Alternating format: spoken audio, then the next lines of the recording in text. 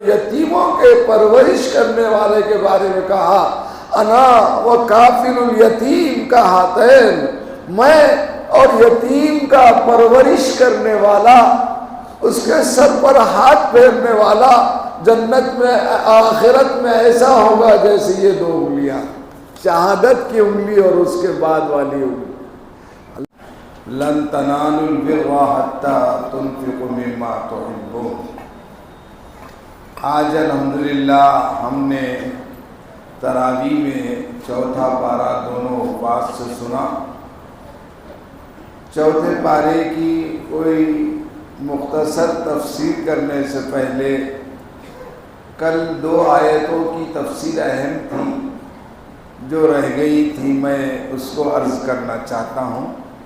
سورہ بقرہ کی ایک آیت ہے، آیت نمبر 220، جس میں اللہ رب العزت ارشاد فرماتے ہیں یسألونک عن الیتامی قل اصلاح لہم خیر وَإِن تُخَالِطُهُمْ فَإِخْوَانُكُمْ وَاللَّهُ يَعْلَمُ الْمُفْسِدَ مِنَ الْمُصْلِحِ وَلَوْ شَاءَ اللَّهُ لَأَعْنَتَكُمْ إِنَّ اللَّهَ عَزِيزٌ حَكِيمٌ۔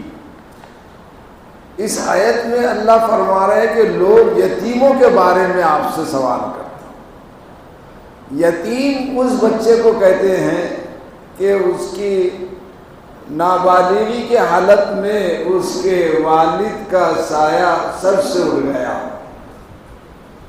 اور سب سے بڑے یتیم ہمارے آقا نبی کریم رسول اللہ صلی اللہ علیہ وسلم سے، ان کے دنیا میں آنے سے پہلے ہی ان کے والد کا سایہ اپنے سر سے اڑ گیا تھا۔ یتیموں کے بارے میں جو اسلام نے تعلیم دی ہے، لوگوں نے یہ تعلیمات دیکھ کر اسلام قبول کیا۔ ایک صاحب کا واقعہ ابھی میں نے دیکھا کہ ان سے پوچھا گیا کہ آپ نے اسلام کیوں لائے، تو انہوں نے ایک حدیث بیان کی کہ اس حدیث کی وجہ سے میں نے اسلام لایا کہ اسلام کتنا کمزوروں کا، ضعیفوں کا، یتیموں کا، بیواؤں کا، ضعیفوں کا لحاظ اور پاس کرتا۔ اس شخص نے بتایا کہ میرے اسلام لانے کی وجہ یہ ہے کہ میں نے ایک حدیث پاک پڑھی کہ ایک صحابی کا بچہ صبح سے گم ہو گیا، ماں پریشان، باپ ڈھونڈتے پھر رہے۔ آخر میں حضور اکرم نبی محتشم صلی اللہ علیہ وسلم کی مجلس میں آئے، صحابہ بیٹھے ہوئے تھے۔ کہا حضور دعا کیجئے، میرا بیٹا صبح سے گم ہو گیا ہے، آپ دعا کر دیجئے۔ باپ کی بے چینی اتنی تھی تو ماں کی کتنی ہو۔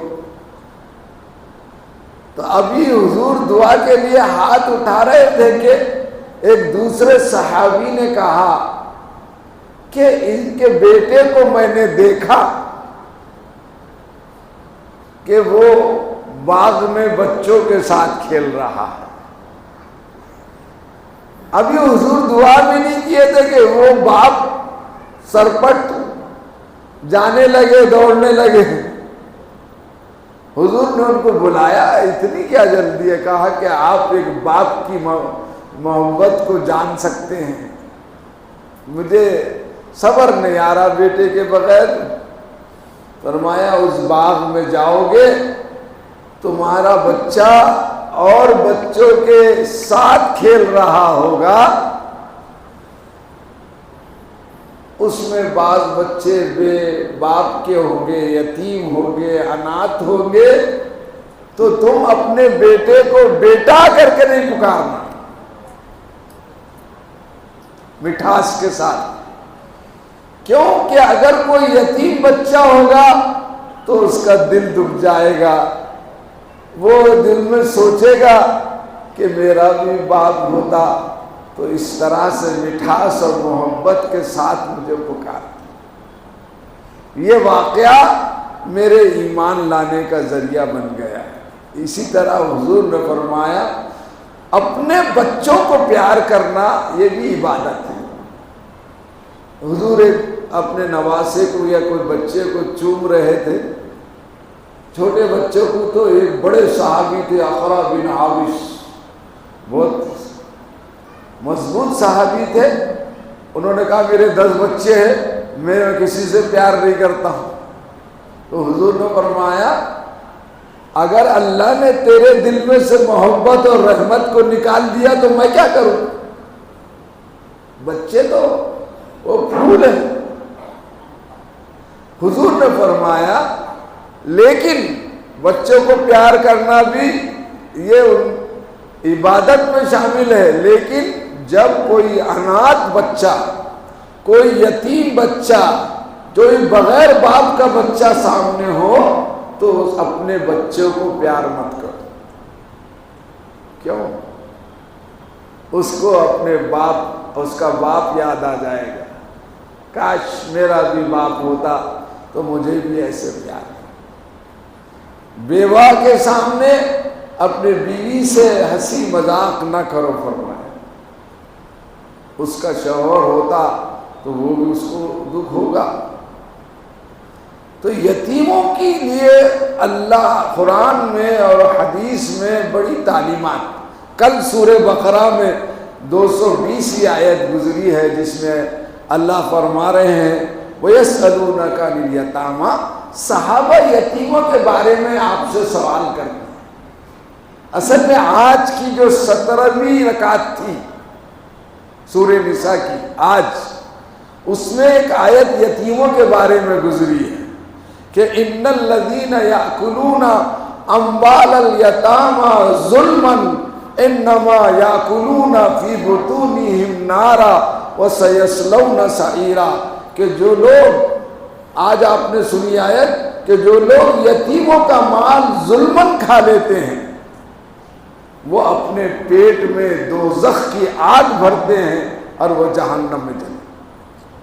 مرحوم بھائی کے بچوں کا حصہ نہیں دے رہا ہے، چچا اور تایا جو خود کھا لے رہا ہے، وہ کھا رہا نہیں، اپنے پیٹ میں جہنم کی آگ بھر رہا ہے، جہنم میں جلے۔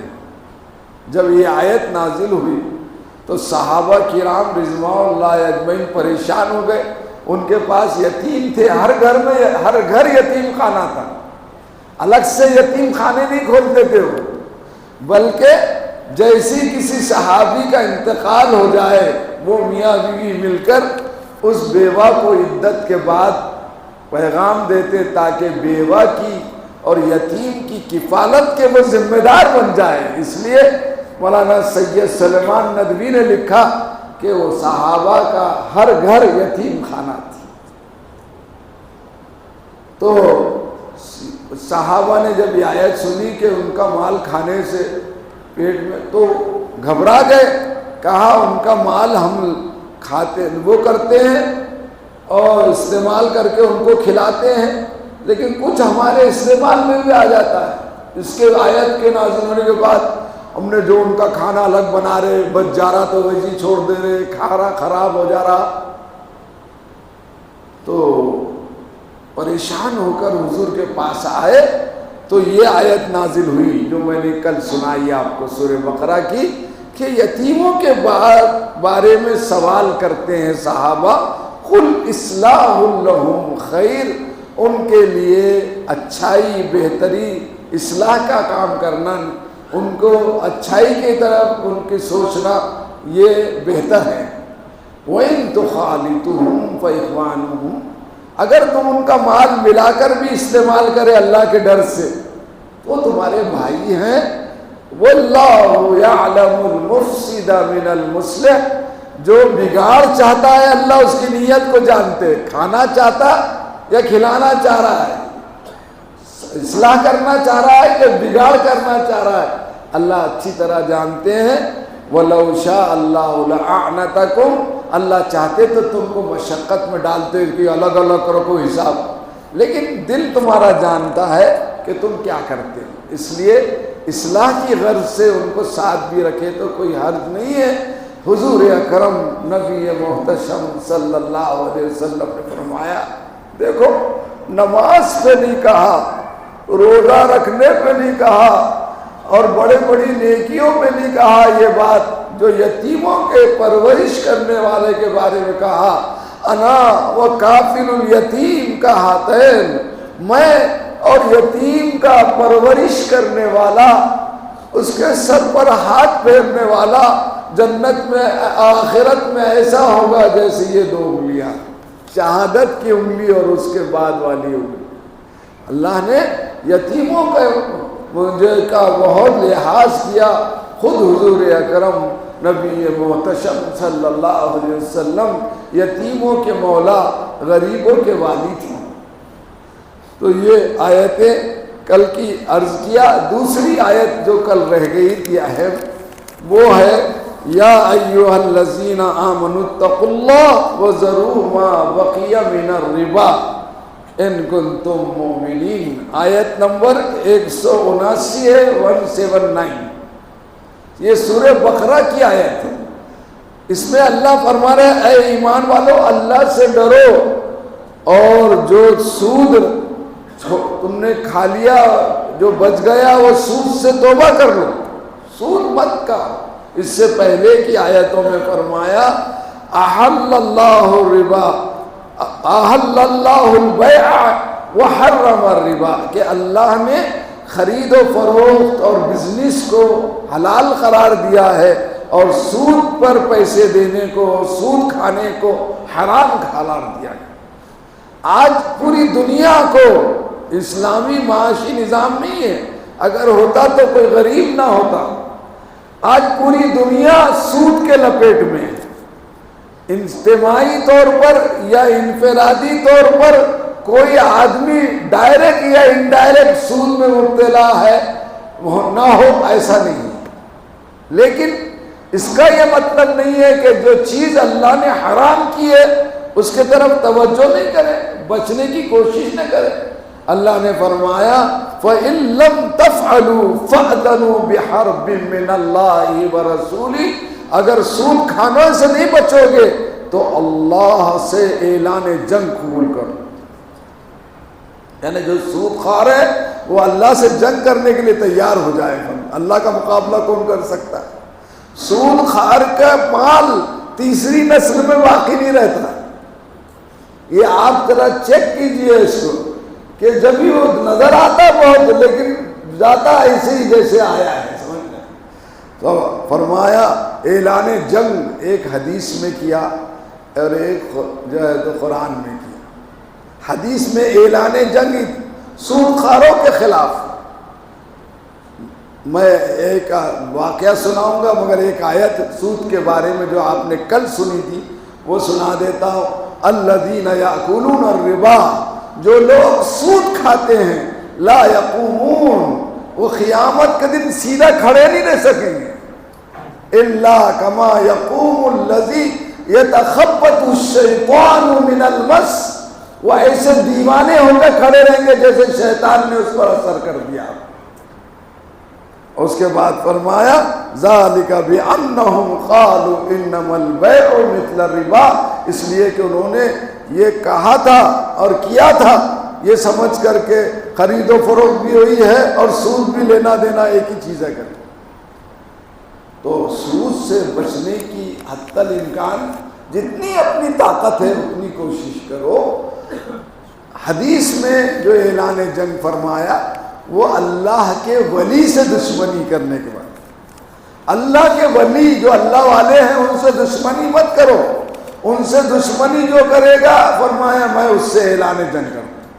من عادى وليا فقد آذنته بالحرب، جو میرے ولی سے دشمنی کرے گا میں اس سے اعلان جنگ کرتا ہوں، میں اس سے اعلان جنگ کرتا ہوں فرمایا۔ کتنی بڑی بات ہے۔ اللہ والے کبھی انتقام نہیں لیتے، لیکن اللہ ان سے انتقام لیتا جو اللہ والوں کو ستاتے ہیں۔ ہمارے شیخ حضرت مولانا مسیح اللہ خان صاحب رحمۃ اللہ علیہ نے اپنے جو حضرت تھانوی رحمۃ اللہ علیہ کے خلیفہ اجل تھے ایک واقعہ سنایا کہ ایک فاحشہ عورت تھی، فاحشہ عورت اپنے آشنا کے ساتھ بن ٹھن کے دونوں کہیں جا رہے تھے، جمعہ کا دن تھا، اور راستے میں ایک ایسا راستہ آ گیا کہ نالی تھی بہت گندی، اور ایک آدمی بڑی مشکل سے ادھر سے ادھر جا سکتا تھا۔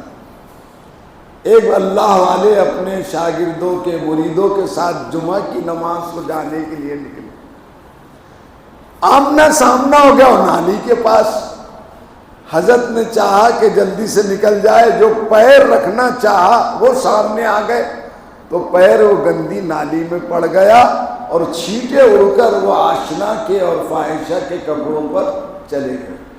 اس نے آؤ دیکھا نہ تاؤ دیکھا، حضرت کو ایک تماچا رسید کر دیا، پہلوان قسم کا تھا۔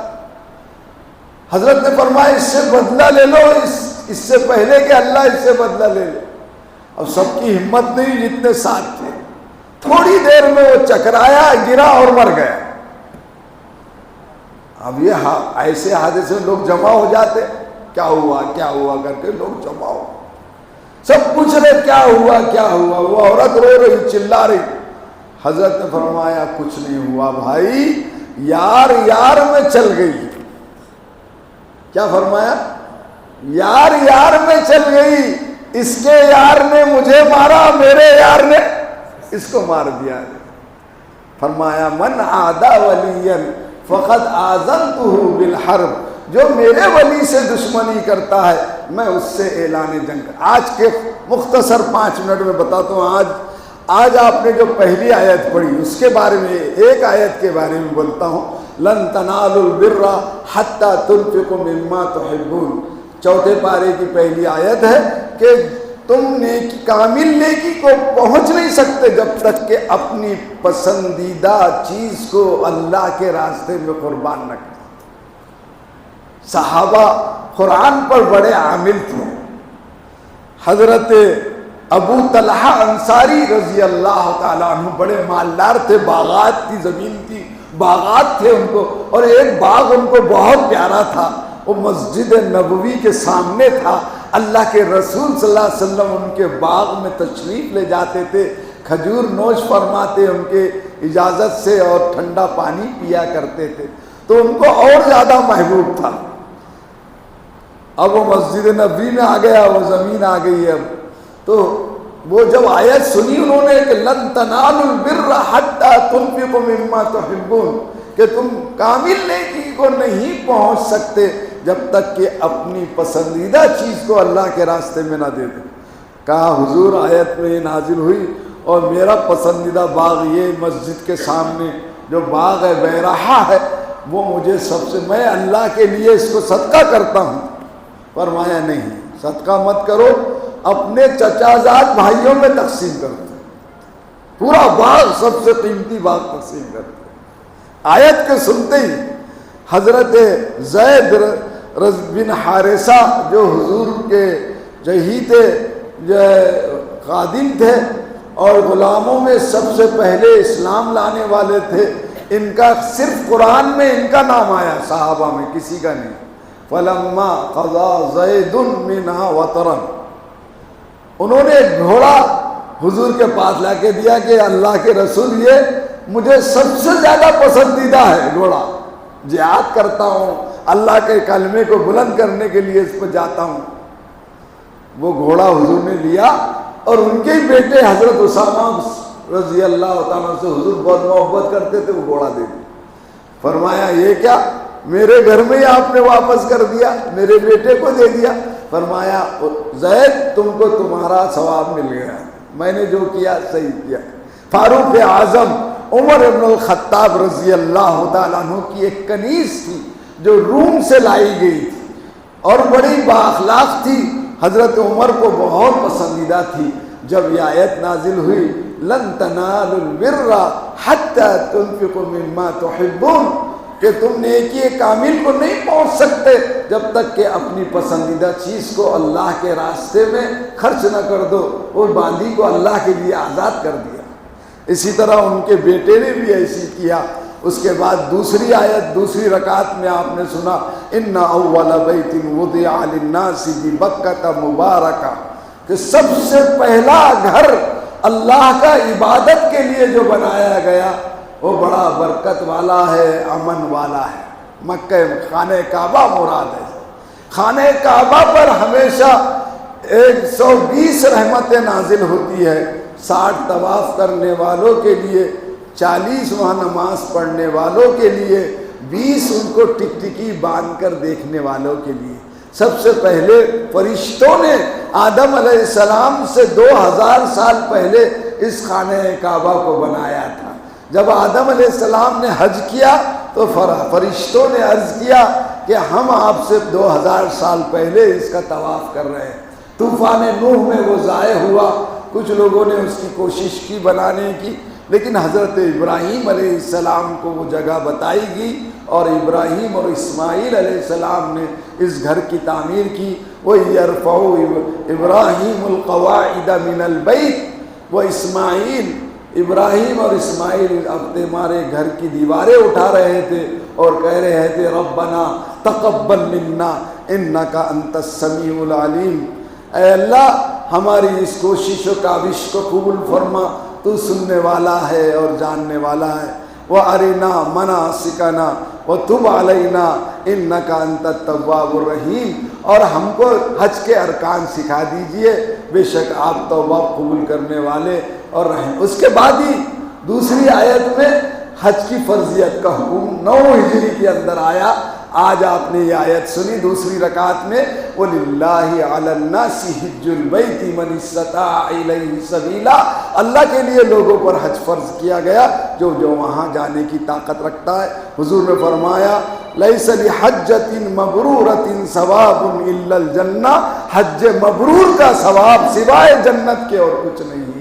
اللہ ہم سب کو بار بار حج بیت اللہ کی سعادت سے نوازے، قرآن پاک پر عمل کرنے والا بنائے، قرآن پاک کو ہمارے دلوں کی بہار بنا دے، قرآن پاک کے ذریعے سے ہمارے تمام مسائل کو حل فرما دے، قرآن پاک سے ہم جو بھول گئے وہ یاد کرا دے، قرآن پاک سے جو نا واقف ہے اس سے اللہ ہم کو واقف کرا دے، ہمارے لیے آخرت میں اور قبر میں اس کو حجت اور دلیل بنا دے، سفارشی بنا دے۔ آمین۔